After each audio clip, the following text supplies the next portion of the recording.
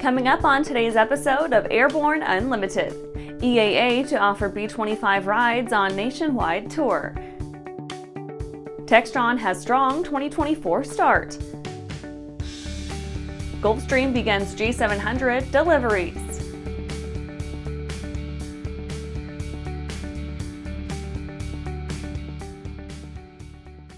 Welcome to Airborne Unlimited. I'm your host, Holland Lee. Let's get into today's stories. EAA to offer B-25 rides on nationwide tour. This summer, history enthusiasts will have a unique opportunity to experience World War II aviation as the EAA launches a nationwide tour with its restored B-25 Mitchell bomber, known as the Berlin Express. The Berlin Express will begin its journey at the TBM Avenger Reunion in Peru, Illinois from May 16th through 19th, before moving on to other locations, including Cincinnati, Ohio, Olathe, Kansas, Rockford, Illinois, and Madison, Wisconsin.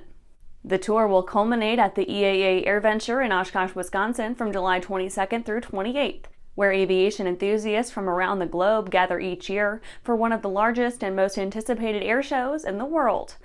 Built in December 1943, the Berlin Express served as an administrative aircraft during the war, based out of various U.S. locations.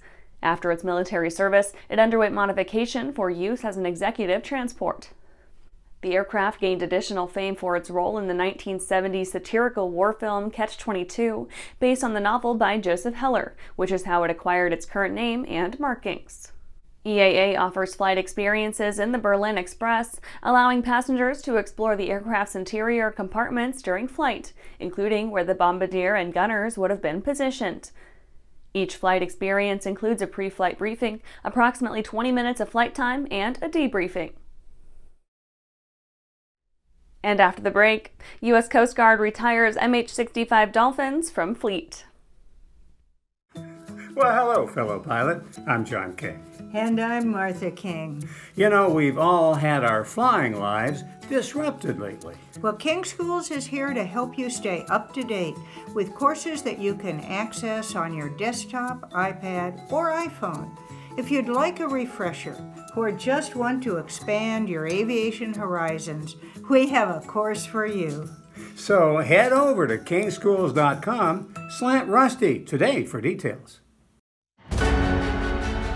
For over 30 years, the massive Sport Plane Resource Guide has provided expert, credible information, evaluations, and critical analysis of all that the sport aviation world has to offer. The all-new digital Sport Plane Resource Guide is coming with extensive multimedia features that are constantly updated, an even more comprehensive online guide to all things sport aviation. Available soon. www.sportplane.com.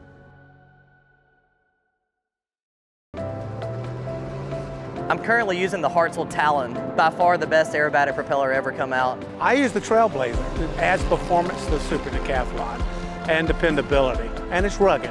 Hartzell's been an excellent partner for Whip Air, just in terms of your product support as well as keeping an eye on the market and developing new products that meet demand. It's helping us all have better performing airplanes. It's such a proud honor to fly behind that propeller. Welcome back. Now let's take a trip around the patch for some shorter stories. U.S. Coast Guard retires MH-65 Dolphins from fleet. After 36 years of dedicated service to Alaska's Arctic region, the Coast Guard's MH-65 Dolphin helicopters were officially retired in a ceremony at Air Station Kodiak. The event marked the end of an era for the venerable aircraft, known for its reliability and crucial role in search and rescue operations across one of the most remote parts of the U.S. Air Station Kodiak will enhance its operational readiness by expanding its current fleet of 6 MH-60 Jayhawk helicopters to 9 by 2025. NBAA lauds Irish Aviation Authority decision to allow GA access to DUB. The NBAA has expressed its approval for a draft decision by the Irish Aviation Authority that ensures continued access for general aviation, including business aircraft, to Dublin Airport. This decision comes in response to earlier proposals by the Dublin Airport Authority to ban non-scheduled ad hoc flights as part of efforts to keep the airport's total annual passenger numbers under a current cap of 32 million. This cap was under scrutiny while discussions about expanding the airport's capacity to 40 million passengers were ongoing. NATCA warns FAA against unilateral decisions on controller fatigue. The National Air Traffic Controllers Association has issued a stern warning to the FAA regarding the agency's unilateral decision-making process concerning new policies aimed at addressing air traffic controller fatigue.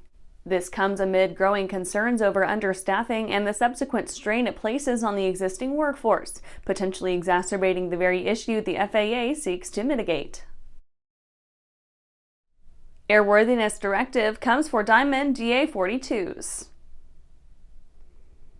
A revised airworthiness directive has been issued for the DA-42, DA-42NG, and DA-42MNG aircraft that replaces a rudder axle, superseding a previous publication regarding the same part. The shift comes after the European Union Aviation Safety Agency took the original FAA-AD into consideration and updated their own guidance to, quote, correct an unsafe condition, end quote, on a handful of Diamond planes.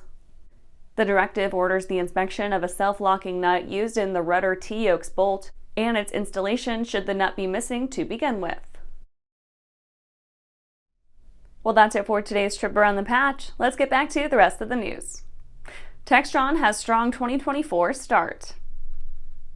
Textron Inc. reported a solid financial performance for the first quarter of 2024, indicating a strong start to the year with notable gains across its primary business segments. The conglomerate announced a net income of $1.03 per share, up from 92 cents in the same period last year. Textron Aviation reported a backlog increase of $177 million, driven by sustained strong market demand. Bell's revenue growth was significantly bolstered by the Future Long-Range Assault Aircraft program, although this was partly offset by reduced volumes in other military programs, like the V-22 and H-1. Textron Aviation delivered 36 jets this quarter, slightly up from 35 in the previous year, and managed to maintain robust revenue figures despite a drop in commercial turboprop deliveries. Bell's performance was equally strong, with revenues reaching $727 million due to high military demand under the FLRAA program. However, commercial helicopter deliveries saw a decline from 22 to 18 units. Despite this, the segment's profit rose by $20 million, driven largely by efficient performance and reduced research and development expenses. In contrast, the Textron eAviation segment, formerly Pipistrel, faced expected challenges, marking a loss of $18 million, doubling the loss from the previous year's first quarter. Despite these losses, the company continues to invest in this nascent segment. After these messages, Gulfstream begins G700 deliveries.